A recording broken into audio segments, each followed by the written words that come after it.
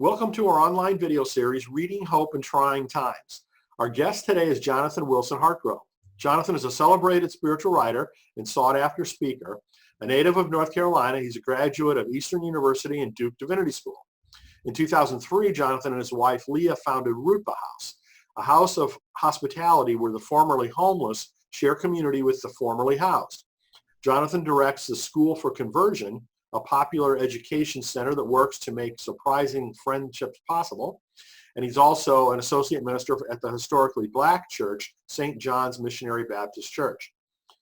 Jonathan is a co-compiler of the celebrated Common Prayer, a liturgy for ordinary radicals, and the author of several books on Christian spirituality, including Constructing the Gospel, Strangers at My Door, The Awakening of Hope, The Wisdom of Stability, The New Monasticism.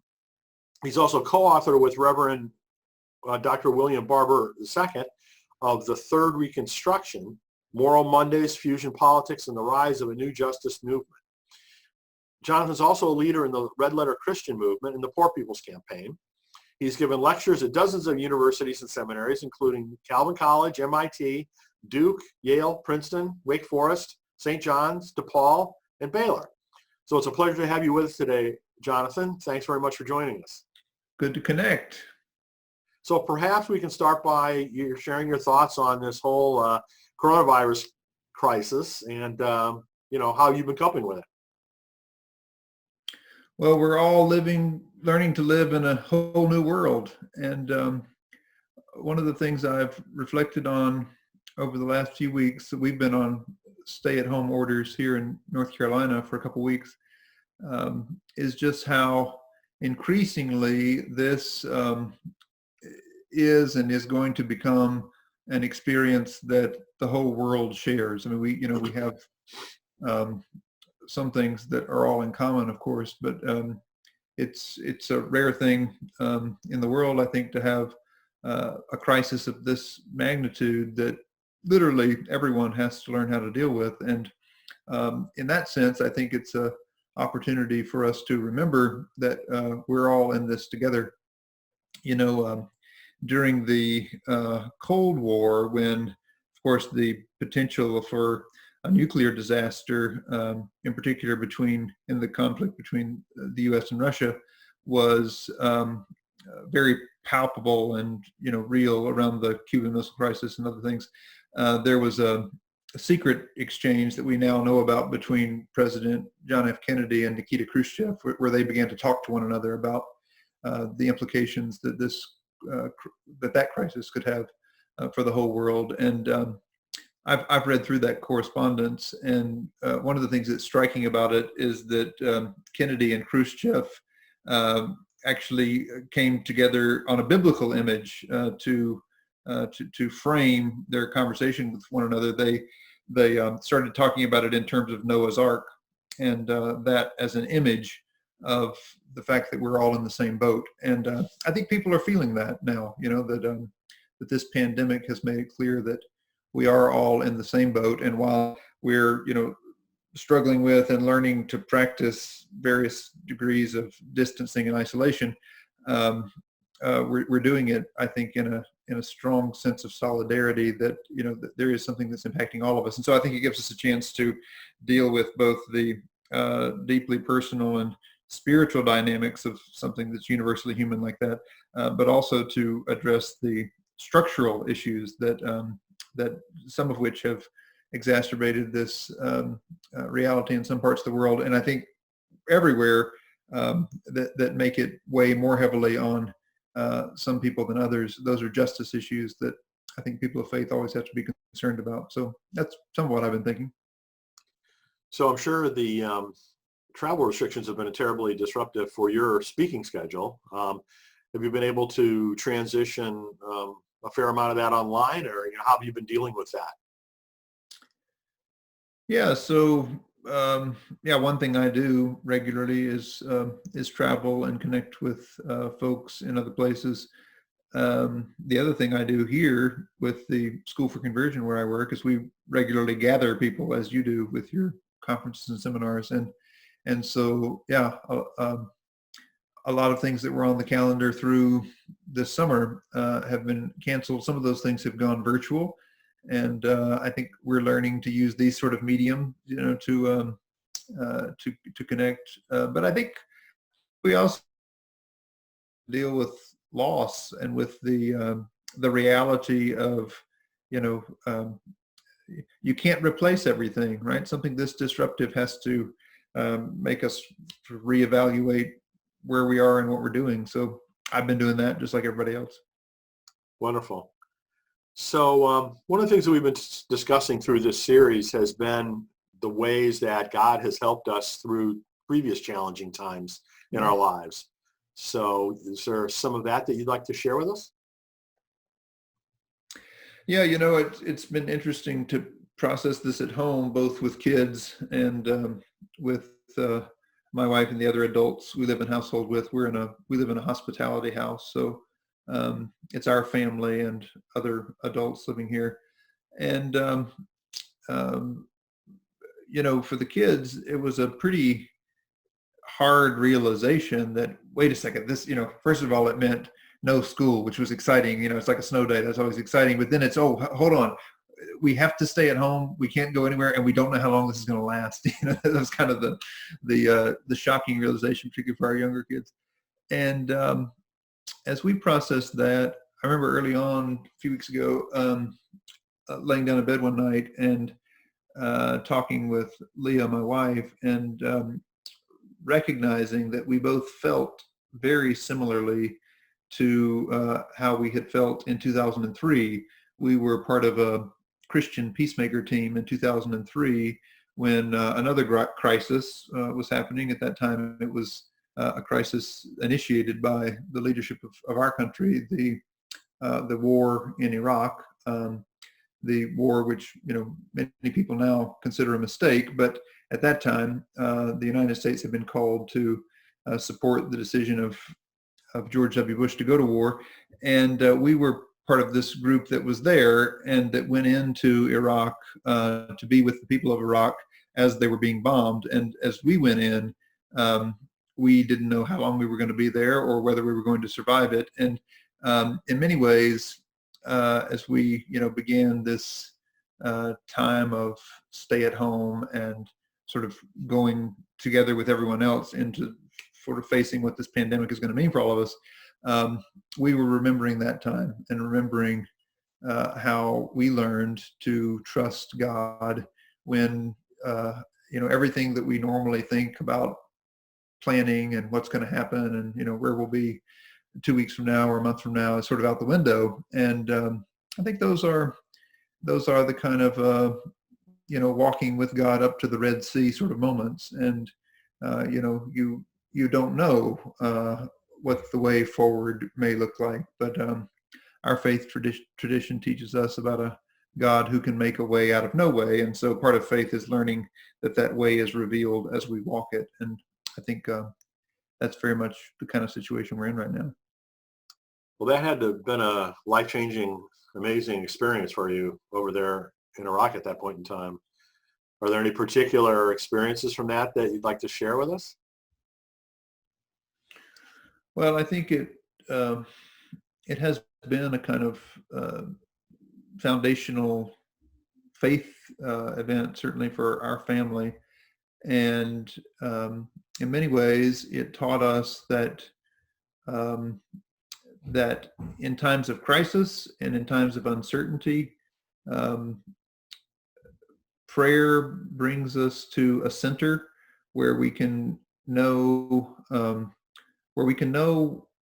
what it's right for us to do, even if we don't know what all that's going to lead to. And that's very much where we came to in our discernment then, and it's something that has stuck with us. I think that experience is also a reminder of the surprising ways that God shows up when we let go of our expectations and our assumptions that we can control the world and try to walk by faith. We live in this hospitality house named Rutba House. It's named after Rutba, a village in Iraq where on that trip, people took care of us when our friends were injured in a car accident. And I remember when we got to the little makeshift hospital that had been put together where our friends were cared for, we met the doctor, and he said, 3 days ago, your country bombed our hospital, but we will take care of you. And he had used, some of the remaining resources they had.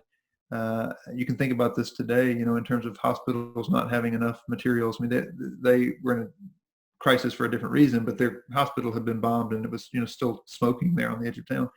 And they had taken what materials they had left to sew up and save our friends who had been in this car accident. And that kind of hospitality is what inspired us to start this hospitality house. And what is always a reminder to me that we don't know how God will show up, but God shows up often in the most surprising or unexpected places. In this case, in the Iraqi doctor who was willing to save our American friends just after our country had bombed their hospital. Wow, that really is pretty profound. I'm sure that had to be very impactful for you. So one of the things that we're talking about in this series is books. And at least some folks have got a little bit more time on their hands these days by having to stay at home to read books.